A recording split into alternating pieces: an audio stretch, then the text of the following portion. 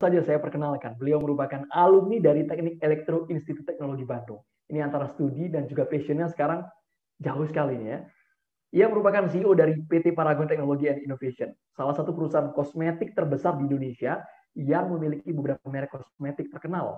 Wah, ini pasti kalau para perempuan sudah pada tahu nih. Ada Makeover, Wardah, dan juga Emina. Bagaimana ini pemaparan yang akan dijabarkan langsung oleh Bapak Salman Subakat, CEO dari PT Paragon Technology and Innovation. Silakan Pak Salman, kita ingin dengar pemaparannya.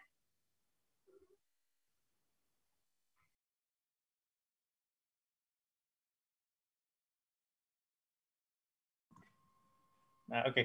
Assalamualaikum warahmatullahi wabarakatuh. Selamat pagi semua. Salam Pak Dwi, Prof.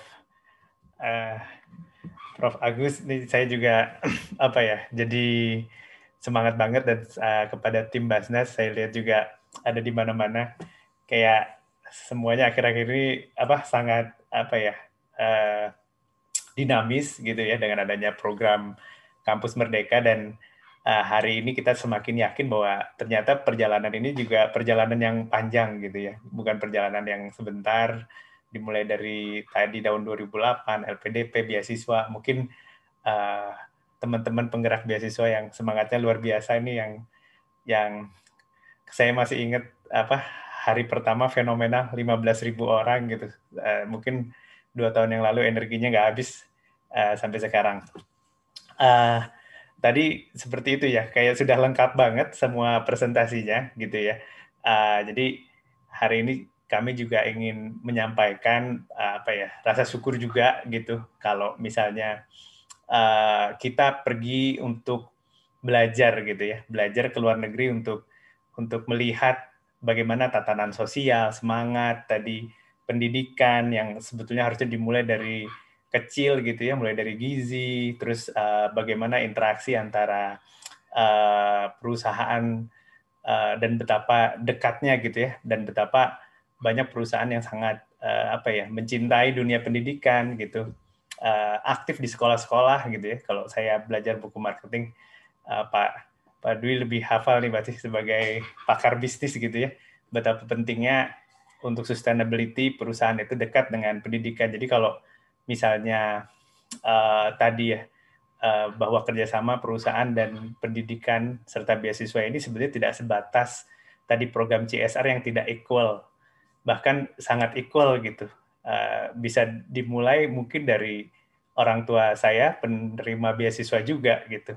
Tanpa ada beasiswa mungkin Pak Subakat tidak bisa kuliah di Kimia ITB, Bu Nur tanpa adanya program-program beasiswa mungkin nggak bisa ada di farmasi gitu. Terus kalau kita lihat roots-nya, saya bilang kenapa kok orang Padang Panjang bisa masuk ke farmasi ITB, karena ada gurunya yang sangat baik gitu ya, sehingga menginspirasi seorang Bu Nur dari Padang Panjang punya cita-cita ke ITB. Nah, walaupun seperti yang tadi disampaikan, tidak mudah perjuangannya, karena salah satu guru yang mengajar Bu Nur akhirnya diculik oleh beasiswa Malaysia misalnya gitu ya. Jadi memang banyak lika-likunya gitu ya. Jadi kalau kemarin kita bilang bahwa kira-kira tahun 70-an Pak Dwi tadi mengelaborasi ya perjalanan panjang bangsa Indonesia, banyak dari bangsa lain mengambil beasiswa di Indonesia gitu ya. Jadi terbayang semangat membangun bangsa itu sangat kencang sekali gitu ya. Mulai dari mungkin pengerahan tenaga mahasiswa tahun 55 misalnya, yang heroik sekali sampai harus mempertaruhkan jiwa dan raga gitu, membangun pendidikan se-Indonesia yang katanya dulu misalnya Malaysia beruntung dijajah Inggris, buktinya Malaysianya belajar ke Indonesia gitu ya. Terus sekarang situasinya berputar dan itu biasa gitu ya. Kita mungkin sedikit kehilangan fokus gitu sehingga akhirnya bangkit lagi di 10 tahun terakhir. Nah, Paragon ini juga adalah produk tadi ya dari beasiswa, karena pendirinya penerima beasiswa dari tahun 90 sering memberikan beasiswa. Nah, terus akhirnya berhasil sampai sekarang, dan itu benar tadi ada yang perlu waktu 20 tahun karena Paragon membangun lab R&D-nya itu mulai dari talent-talent pertama itu kira-kira membutuhkan waktu kira-kira 20 tahun. Nah, itu sebagai pembuka. Nah, karena kalau presentasinya sebetulnya apa yang seru diskusinya. Jadi saya harapkan sebetulnya hari ini Paragon juga semakin menyerap gitu semangat dari tim semua dan sesuai dengan semangat penggerak pendidikan dari dulu fokus ke murid gitu ya. Jadi Paragon pada dasarnya melayani gitu. Kami sering bilang bahwa kenapa sih segitiganya dibalik gitu ya. Kita pengennya justru orang yang di atas itu yang melayani yang di segitiga bawahnya gitu ya. Jadi kayaknya lebih tepat kalau suatu organisasi segitiganya tuh dibalik saja gitu ya. Jadi CEO-nya di bawah melayani atau Paragonnya di bawah, tapi kita coba melayani stakeholder. Terus kita coba menangkap apa sih mimpi bangsa Indonesia, mimpi teman-teman semua, mimpi teman-teman penggerak beasiswa semua. Ya, jadi tadi ya ini adalah masalahnya, tapi kita tidak terfokus ke masalah. Kita mengalami sendiri gitu ya. Paragon mencoba bermanfaat sebesar mungkin gitu bagi konsumennya. Konsumennya kira-kira ada 30 juta orang. Kita punya tim 10.000. Jadi kayak semacam udah suatu universitas besar yang coba menyerap tiap hari apa sih yang sebetulnya dibutuhkan oleh guru, oleh mahasiswa, oleh SMA, apa sih cita-cita mereka gitu. Dan itu sebenarnya tercermin dari campaign-campaign kita. Kita coba menaruh nilai-nilai di setiap aktivitas bisnis kita. Ini adalah skill yang dibutuhkan. Yang tadi ya, kalau misalnya ini tidak tercapai, Paragonnya juga bisa gagal go global gitu ya, karena tidak cukup talent. Jadi kita perlu talent yang punya leadership dan pengaruh yang bagus. Habis itu punya teknologi, bisa mengerti desain dari teknologi itu dan tidak hanya IT gitu ya. Resilience, listening, punya analytical thinking, dan tadi indeks inovasi kita termasuk kurang baik. Active learning. Makanya kami mengharapkan setiap seminar seperti ini dengan adanya teknologi, chatroom-nya ramai, banyak follow up, tiba-tiba memantik pembicaraan di grup, habis itu dibahas di Mata Garuda, LPDP, semuanya ramai kalau setiap ada conference, habis itu problem solving, critical thinking, dan creativity. Nah, konsep pentahelix ini terus kita modif gitu ya, karena kita coba akselerasi gitu dengan partnership di kampus. Jumlah tim dari pemerintah juga terbatas. Itu yang sering jadi masalah di dunia pendidikan, sering terlalu banyak dibebankan ke pemerintah gitu. Padahal sebetulnya masyarakat, media, dan pelaku usaha bisa jauh lebih aktif. Kami sering melihat setelah meeting itu ternyata yang penting follow up-nya gitu ya. Jadi pas meeting ada 20 orang, tapi ketika diwujudkan sebagai sebuah kuliah umum atau program konkretnya yang datang 5 orang. Tapi kita lihat ini bukan kendala sebetulnya. Karena mungkin tahun depannya kalau ngumpul 20 orang yang partisipasi bisa 10 orang. Tahun depannya lagi kumpul 20 orang yang partisipasi bisa 15 orang. Seperti hari ini kenapa Paragon saja ya sponsornya. Ini mungkin perlu ekosistem yang lebih gaul gitu ya kemana-mana. Saya Pak Dwi mohon bimbingannya Pak untuk tim penggerak beasiswa ini lebih gaul gitu ya. Dan ini ada pilar CSR kita, pendidikan, kesehatan, lingkungan, dan pemberdayaan perempuan. Nah, ini adalah inovasi-inovasi terobosan. Jadi kita punya wadah Inspiring Teacher, pelatihan, ada 3.000 guru, kita coba bikin fasilitasi berjenjang. Kami yakin beasiswa 1 tahun itu adalah bekal untuk 30-40 tahun ke depan. Jadi kalau misalnya setelah beasiswa program konkretnya apa nih? Jangka pendek, jangka panjang tidak disiapkan tuh jadi ibaratnya atau platform atau lahan tuh bibit-bibit baik ini mau ditanam di mana gitu ya. Salah satu yang paling berkesan profesor waktu di short program itu bilang sebetulnya semua orang leader itu justru butuh bertemu dengan mahasiswa-mahasiswa terbaik, semangat bidik misi, fighter, agility gitu ya. Jadi saya aktif menginisiasi pemimpin.id. Siapa sih pemimpin Indonesia gitu? Kalau definisi lead and manage kan berhasil gitu ya hadir di suatu tempat dalam kondisi yang sulit. Bagi seorang penerima beasiswa itu untuk bisa datang dari Cirebon misalnya ke kota Bandung aja itu sudah manajer sebetulnya. Jadi karena per definisi itu manage itu sesuatu yang sulit gitu ya. Kendala biaya, harus mikirin beasiswa adik segala macam. Jadi hari pertama seorang penerima beasiswa masuk kuliah, bagi saya dia adalah seorang pemimpin gitu. Karena sudah berhasil meyakinkan keluarganya, meyakinkan adiknya gitu ya. Karena di balik perjuangan penerima beasiswa itu luar biasa. Nggak cuma biayanya, cuma sebetulnya diharapkan memiliki penghasilan gitu. Jadi memang penting sekali perusahaan partner itu, karena beasiswa itu tidak hanya keluar 1,5 atau 2 juta, tapi sebuah keluarga harus mengorbankan 3 juta kali 48 bulan atau 200 juta yang tidak bisa, yang harusnya seorang lulusan SMA bisa mendapatkan gaji demi cita-cita pendidikan yang lebih besar. Jadi orang tua juga harus terlibat, termasuk konsumen wadah harus sadar pentingnya beasiswa buat keluarga, harus mau berkorban, peserta juga harus terlibat, komunitas terlibat, dan harus difasilitasi baik secara fisik maupun secara digital. Jadi pendidikan itu tidak mahal hanya biaya kuliahnya gitu, tapi kayak loss of opportunity di mana dia harusnya bisa membantu usaha keluarga atau ekonomi keluarga menunggu 4 tahun. Bayangkan perjuangan seorang keluarga menyekolahkan anak gitu ya. Nah, Paragon coba merawat SDM Indonesia melakukan program CSR di bidang pendidikan. Tadi mungkin ada pemberdayaan sama afirmasi, melibatkan lembaga zakat, lalu ada scholarship. Nah, ini beasiswa pengembangan guru, mungkin satu guru bisa menciptakan 10 pengusaha, tapi belum tentu 10 pengusaha bisa menciptakan satu guru yang baik gitu ya.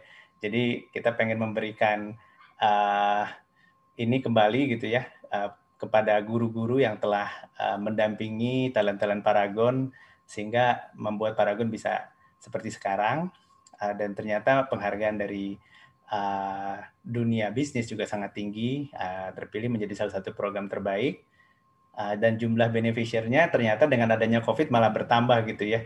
Jadi dengan adanya seminar online bisa tidak kalah efektifnya, dan kita juga senang karena ketika pivot menjadi online, menjadi bekal gitu buat guru-guru yang mendadak harus online.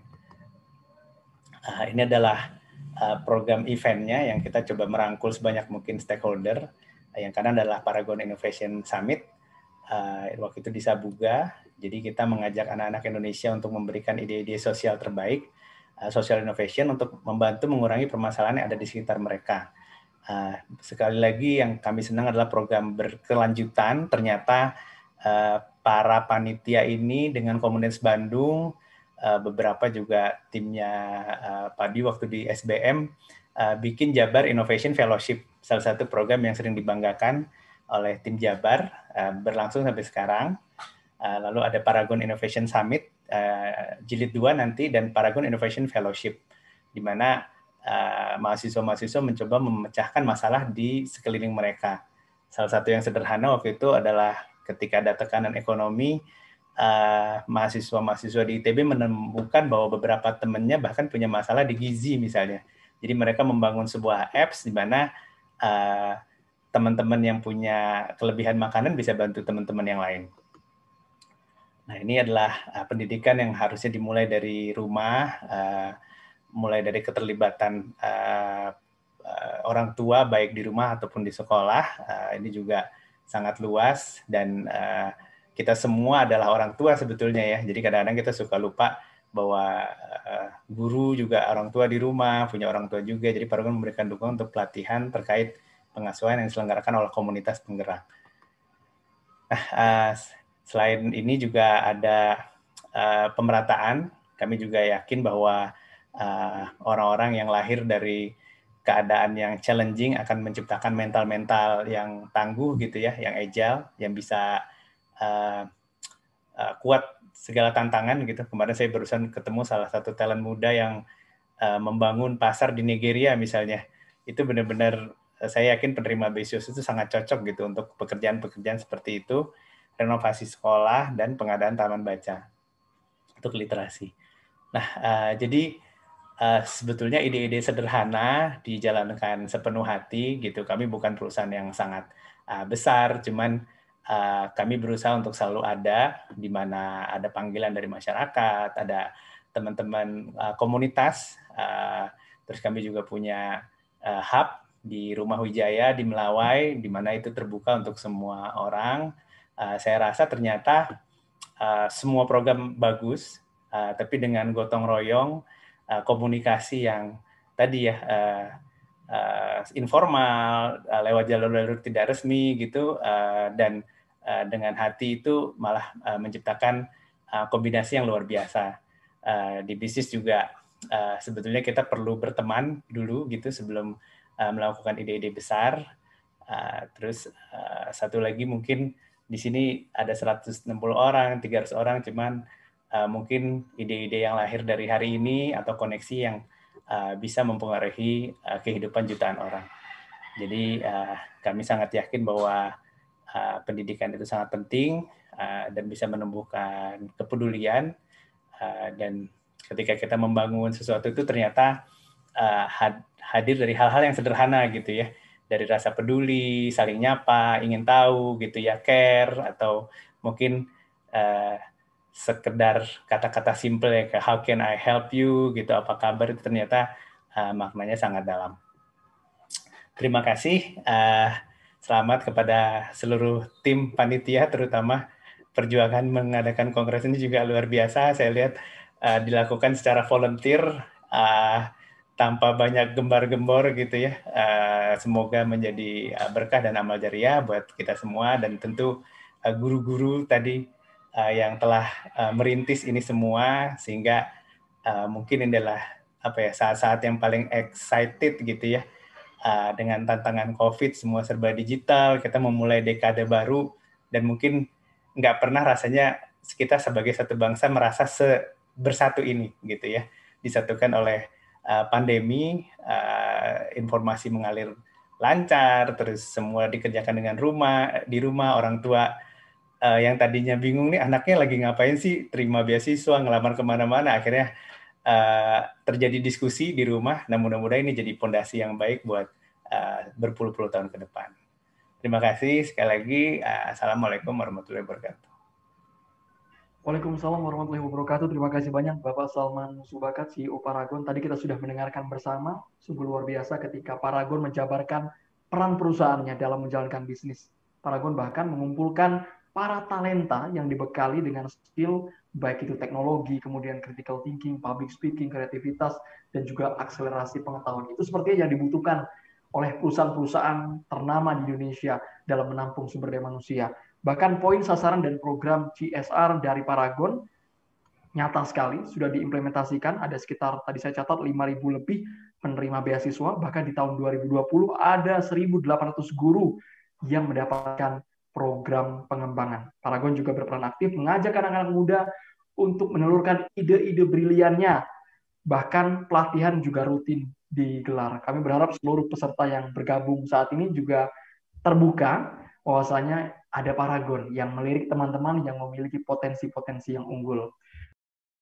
Mas Salman Subakat, ini muda dan juga berprestasi nih, alumni Elektro ITB. Silakan Mas Salman. Kalau saya mungkin temanya lebih kita lebih banyak turun ke bawah gitu ya, lebih kolaborasi, terus agile dalam menjalankan perjuangan gitu ya. Maksudnya memang berat tapi penuh senang-senang gitu ya. Katanya agility itu kan good enough for now gitu ya.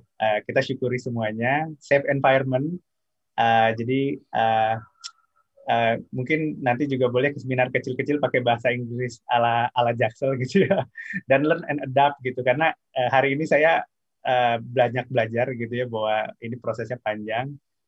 Terus ini adalah amanah sekaligus tanggung jawab gitu ya. Jadi sering beasiswa itu jangan seperti transaksional kayak menang kalah siapa yang dapat gitu, tapi ibaratnya siapapun yang dapat harus bisa berkontribusi gitu ya.